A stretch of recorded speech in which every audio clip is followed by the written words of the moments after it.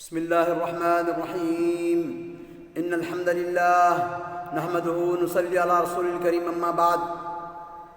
سورة الکہف آیت نمبر 50.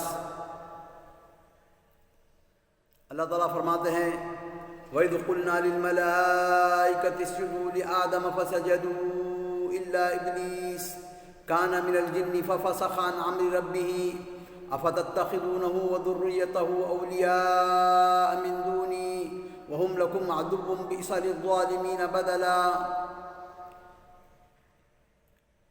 اور جب ہم نے فرشتوں کو حکم دیا کہ تم آدم کو سجدہ کرو تو ابلیس کے سوا سب نے سجدہ کیا. وہ جنوں میں سے تھا. اس نے اپنے پروردگار کی نافرمانی کی. کیا پھر بھی تم اسے اور اس کی اولاد کو مجھے چھوڑ کر اپنا دوست بنا رہے ہو حالانکہ وہ تم سب کے دشمن ہیں؟ ایسے ظالموں کا کیا ہی برا بدلہ ہے.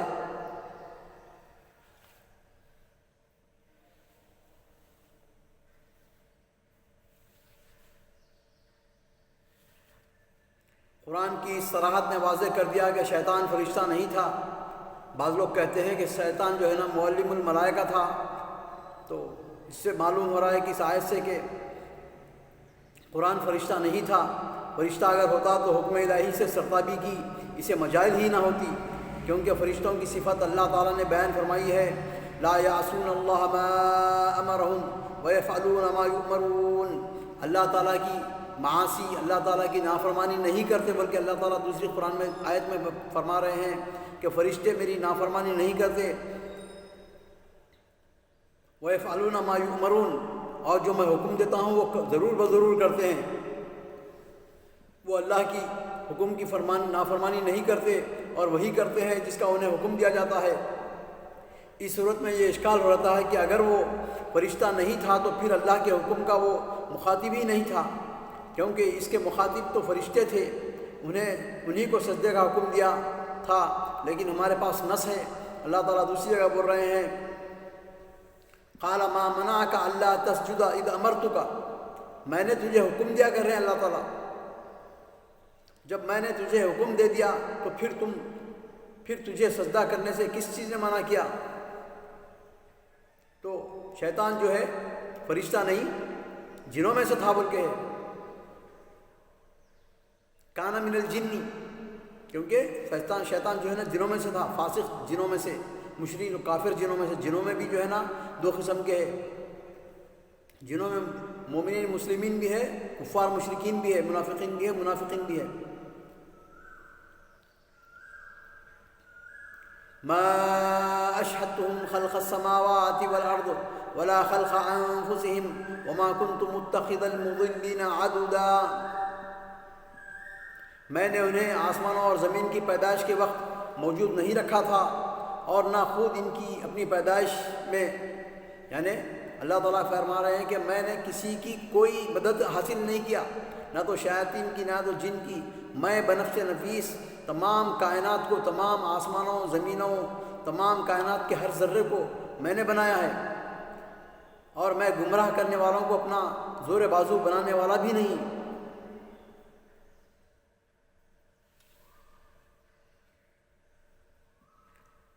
تو اللہ تعالیٰ فرماتے ہیں کہ فَفَسَخَ عَنْ أَمْرِ رَبِّهِ. فَفَسَخَ کے معنی نکلنے کے ہیں.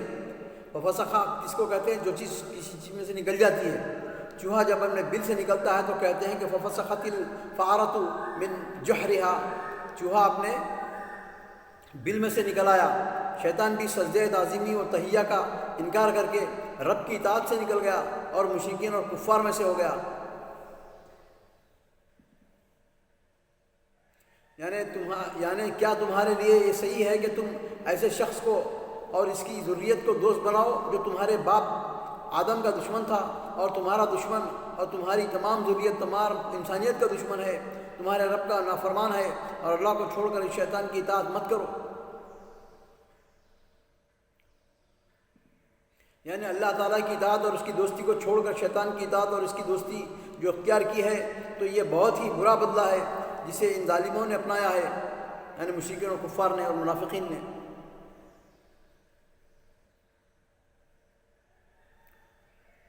وَيَوْمَ يَقُولُ نَادُوا شُرَكَائِيَ الَّذِينَ زَعَمْتُمْ فَدَعُوهُمْ فَلَمْ يَسْتَجِيبُوا لَهُمْ وَجَعَلْنَا بَيْنَهُمْ مَوْبِقًا۔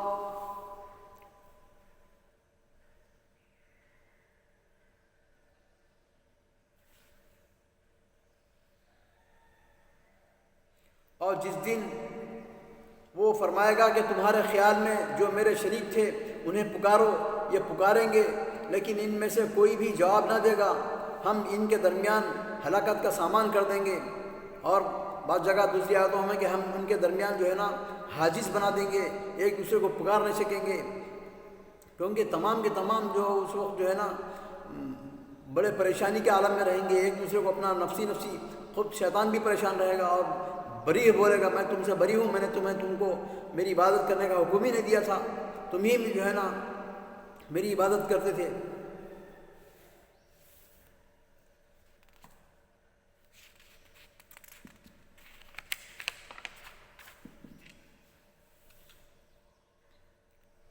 موبقہ کے ایک معنی حجاب، پردہ اور آڑ کے ہیں، یعنی ان کے درمیان پردہ اور فاصلہ کر دیا جائے گا، یعنی مشرکوں کے درمیان اور ان کے الہ جو اپنے آپ کو بنا لیے تھے وہ لوگ، ان دونوں کے بیچ میں پردہ کر دیا جائے گا، کیونکہ ان کے مابین آپس میں عداوت ہوگی، نیز اس لیے کہ عرصہ محشر میں ایک دوسرے کو نہ مل سکیں گے۔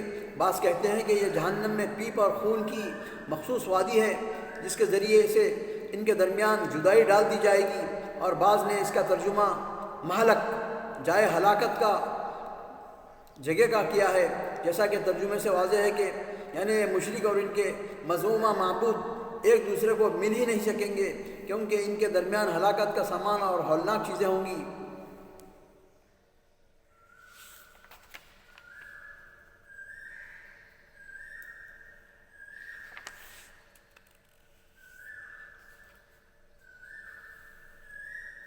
اللہ تعالیٰ سے دعا ہے کہ ہم کو قرآن پڑھنے کی، سمجھنے کی، عمل کرنے کی اور صحیح دعوت و تبلیغ کرنے کی توفیق عطا فرما۔ وآخر دعوانا الحمدللہ رب العالمین۔